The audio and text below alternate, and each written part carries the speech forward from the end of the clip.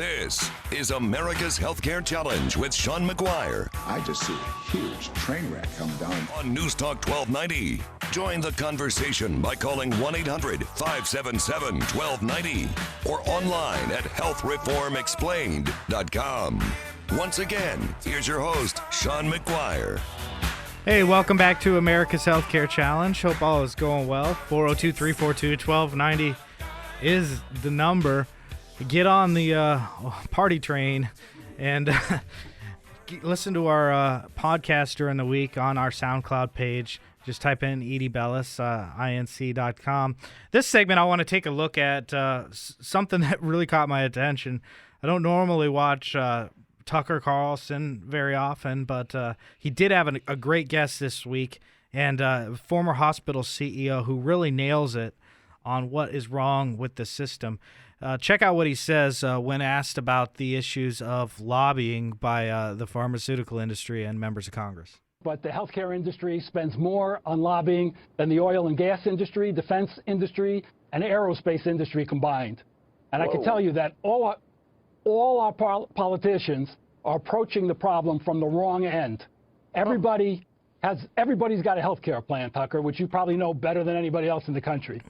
It's repeal Obamacare, replace Obamacare, amend Obamacare, and all of the plans are based on the false idea that we have an insurance problem in the United States, when what we really have in the United States is a healthcare billing problem, a medical price problem. Insurance is only there to pay the medical bills. Right. Medical bills is what the real problem is. And the one thing that every politician avoids talking about like the plague is medical pricing. Healthcare pricing is sick, Tucker.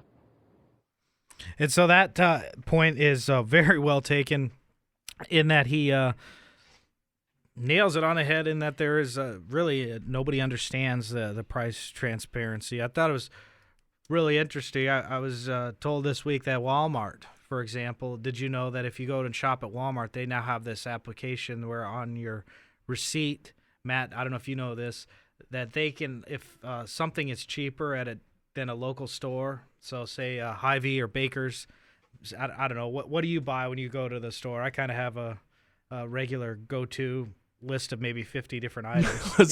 As a grad student, it's more like top ramen noodles, but okay, yeah. I might be the wrong person to ask what I buy at the store. But if ramen noodles were 30 cents or something like that at Walmart, but they'll show you like cents. what it's priced at another store. Why can't we do that for healthcare? Well, you've talked about that on the show before. Like, they were talking about it at CPAC and other stuff this week, but they were saying that they're gonna make healthcare, across state lines, and you can buy it across state lines. Is that kind of what you're referring to, or what are you getting at as far?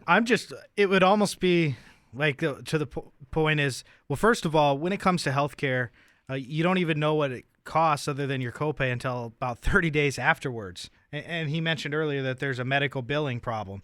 1/3 of our costs in our healthcare system is because of all these administrative things. You get these things that say this is not a bill.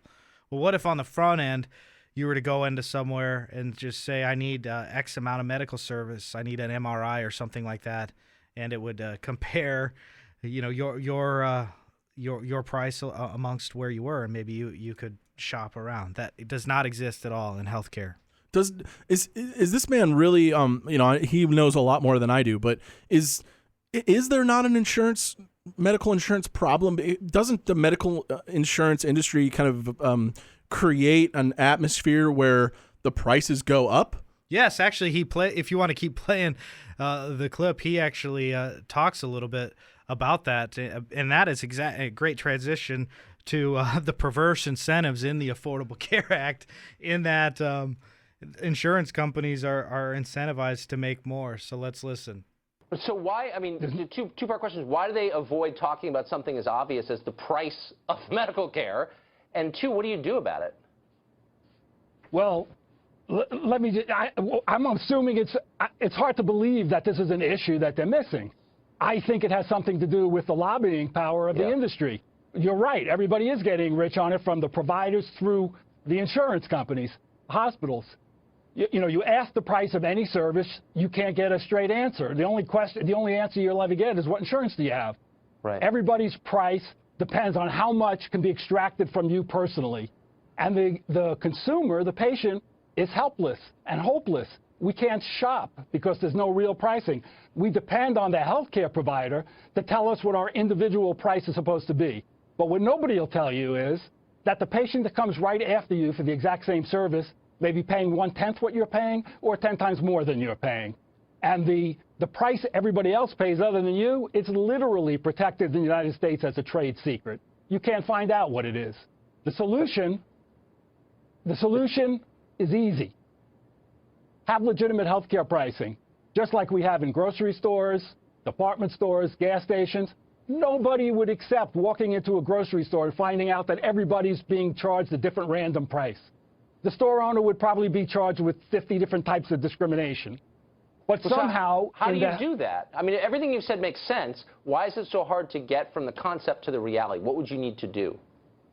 Well, Tucker, I have to say, I don't want to butter you up too much, but the truth is the nation owes you a debt of gratitude because it appears that I'm the only one talking about health care pricing, medical service pricing. I've never heard anybody discuss it before. Yeah, except for us here on America's Healthcare Challenge. But I just thought that you had to hear that.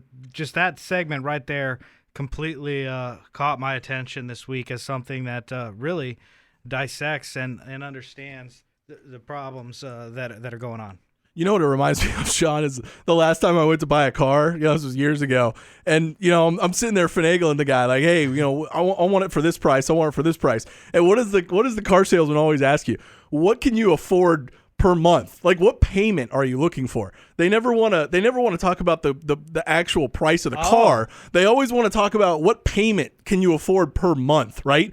Well, because we'll make you, it's like $300 a month over 5 years. Yeah. We'll make you pay more for the car, but we'll set up your payment plan so that you can afford it. It's kind of what it reminds me of. Dude, that's totally right. And if you want to pay a little bit less a month, why don't you just stretch it out for another year? And then they make interest on those as well. And so that's unbelievable. How interesting. And again, if I could add to what this CEO said, and if you want to check out this segment, just go ahead and check out our Facebook page. We will post this video actually during the break where you can watch the whole thing.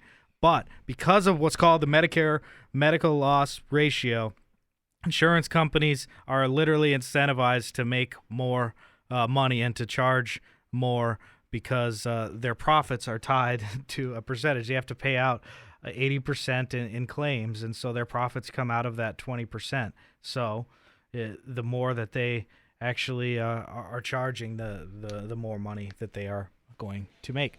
So that's all for that segment, but we've got much more straight ahead on America's Healthcare Challenge. Glancing ahead at our next segment, we're going to do a little handicapping. Not too long until the horse racing season will start. That 70-degree temperature kind of reminded me of the Kentucky Derby coming up right around the corner, and wanted to take a moment to handicap some of the opportunities to repeal and replace the Obamacare. I'm going to give you the odds on that happening, and former Speaker of the House John Boehner is going to share his thoughts with you as well. We'll play that next. We'll be right back. And President Donald Trump is leading the fight to repeal and replace Obamacare.